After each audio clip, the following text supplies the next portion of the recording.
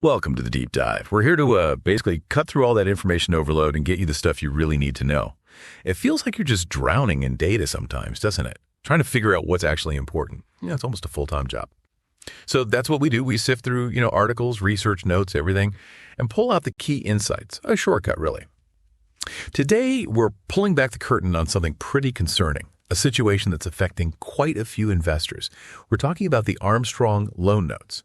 Now, for anyone not familiar, loan notes are basically IOUs from a company. They borrow money from investors, promise to pay it back with interest by a set date, the redemption date. Our mission today, go through the sources we have on two specific companies, Armstrong Infrastructure and Property Finance Limited, let's call it AIPF, and Armstrong Bridging International Limited, or ABI. We want to extract what loan note holders absolutely need to know. Think of it as uncovering, some pretty vital warning signs. Exactly. And just to set the scene a bit, many of these loan notes are way past those redemption dates, significantly past. Investors should have been repaid by now. And the companies themselves, they've actually acknowledged they're in financial trouble. We've even seen reports where one broker basically admitted that for some notes, redemption looks, unlikely, highly unlikely. So yeah, this deep dive is about dissecting all that, laying out the financial red flags, the operational ones, giving you a clear picture based on the sources. Okay, let's get right into it then. The absolute core problem. Yeah. Investors are waiting, the redemption dates have come and gone, and there's no repayment. When we started digging into the actual financial statements, what did those hard numbers reveal about AIPF and ABI's health? Give us the raw picture. Well, the numbers are stark. That's probably the best word. Let's start with AIPF, Armstrong Infrastructure and Property Finance. They haven't even filed accounts for the year ending 2023. That's a big gap. And the last accounts they did file, they showed just £7 in assets. £7? £7. Yes, you heard that right. Wow. Okay. That's less than a cup of coffee. It's hard to wrap your head around how a company raising significant money ends up there. Is there any scenario where that isn't just catastrophic? Honestly, it's virtually impossible. It's just a complete lack of substance. Then you look at ABI, Armstrong Bridging International. Their accounts are more recent, but they show the company is balance sheet insolvent by more than $20 million. $20 million, okay. And there's a direct quote from their own accounts. They say, the company cannot meet its liabilities as they fall due and is working with its creditors to manage the position. Now, that statement isn't just, a casual comment. It points directly to cash flow insolvency. That's defined under Section 123 of the Insolvency Act. It's not just about struggling for cash. It's a formal threshold. It means the company is legally seen as unable to pay its bills on time. A very, very serious position. So, okay, the company's own books paint a grim picture. What about the brokers, the ones who, introduced investors to this? Are they telling a different story or seeing the same thing? That's what's striking. The sources show the broker, Progressive Chartered Financial Planners, reportedly told investors things like, there is little value within the company to return the ABI loan note, and also expressed concerns exist regarding the company's ability to redeem loans and return capital. And so, when you have the company's own accounts showing insolvency and the broker admitting return of capital is unlikely, that's not just a red flag. It's a critical warning, confirmed from multiple angles. It really can't be ignored. A profound warning, yeah. Yeah. Really sounds like it. Is there any sort of credible counter-narrative here? Or is the writing pretty much on the wall, according to these sources? Based on this combination of financial filings and broker statements, it points very strongly in one direction: serious problems. Right. Okay, let's switch gears a bit. Let's talk about what was meant to be the safety net for investors here, the security trustee. Theoretically, their job is crucial, right, to protect loan note holders if things go wrong, holding security over assets for them. So what did our dive uncover about this specific guardian for the Armstrong notes? Well, the reported security trustee is Loan Note Debentures Limited. And immediately, there are some concerning characteristics. First, it only files micro accounts. These are for really tiny companies, meaning much less detail, less transparency for investors trying to figure things out. Okay, so not much visibility there. Not much at all. And even more striking, perhaps, it has zero online presence. Absolutely none. No website, nothing. Nothing we could find. In today's world, for a key entity meant to provide security, to be invisible online, it's odd to say the least. And maybe the most critical point, sources indicate it's not known to be regulated under the Financial Services and Markets Act. Yeah, that means no official oversight, no regulator checking their processes or ensuring they're acting properly, so that confidence investors should have in their position being safeguarded. It's just not there. The role of a security trustee relies heavily on trust and, often, regulation. And this lack of visibility, this disappearing act, it seems to extend beyond the trustee. We looked into the company's online identity, too. Yeah. The original Armstrong Capital Management website, armstrongcapital.co.uk. What happened there? Right. First, it apparently started redirecting to a different site, rivingtonenergy.co.uk. Yeah. And now, that original Armstrong domain, it's just gone, no longer registered. Huh.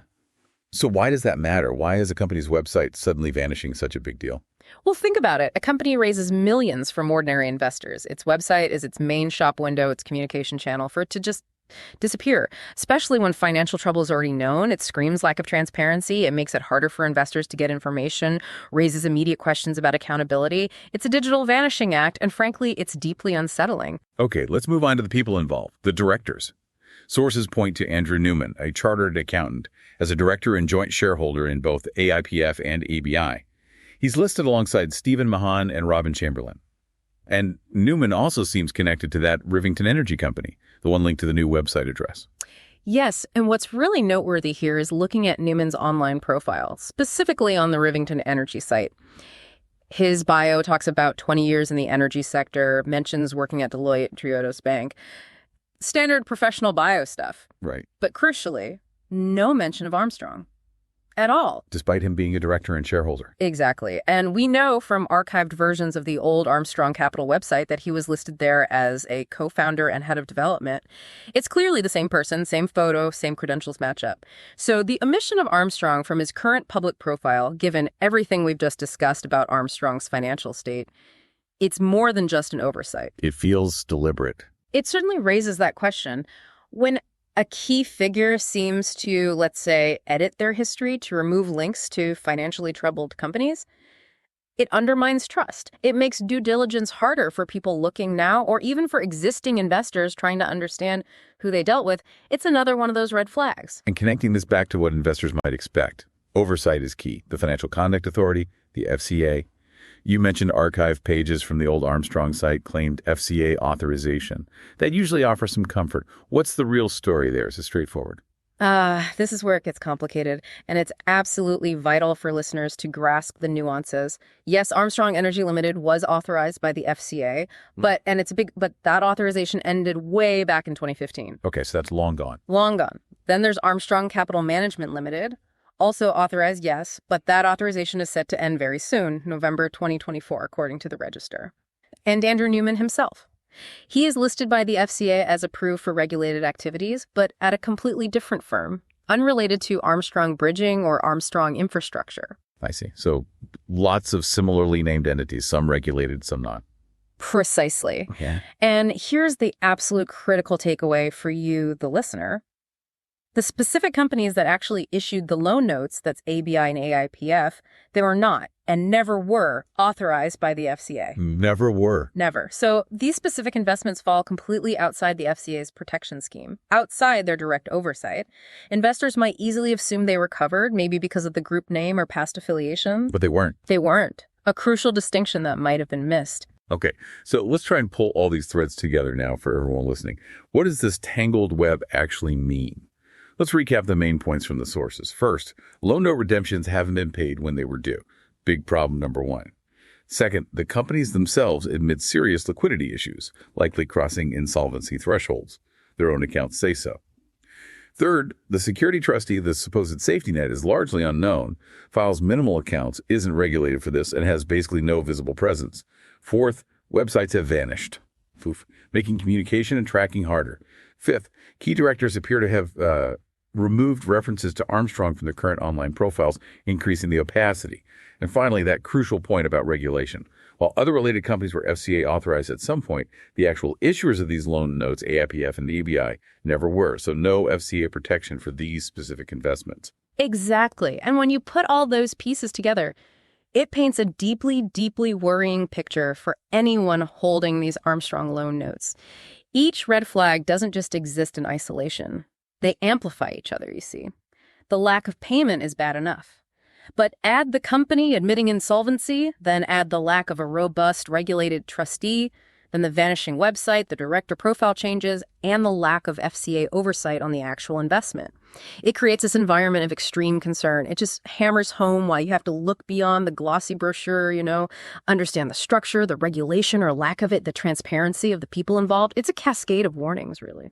The implications here are obviously serious. If you are listening to this and you hold loan notes in Armstrong Infrastructure and Property Finance Ltd. or on Armstrong Bridging International Ltd., please know you're certainly not alone in facing these worries. Yes, and for anyone affected, or if you just have concerns based on what we've discussed, our sources mention that Insolvency and Law are actively monitoring the situation. They're gathering information. You can reach them confidentially.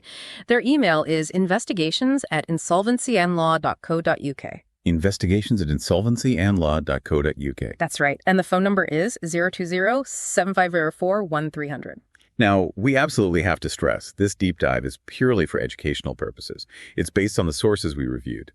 Neither the companies discussed nor us doing this deep dive are providing financial advice or any regulated services.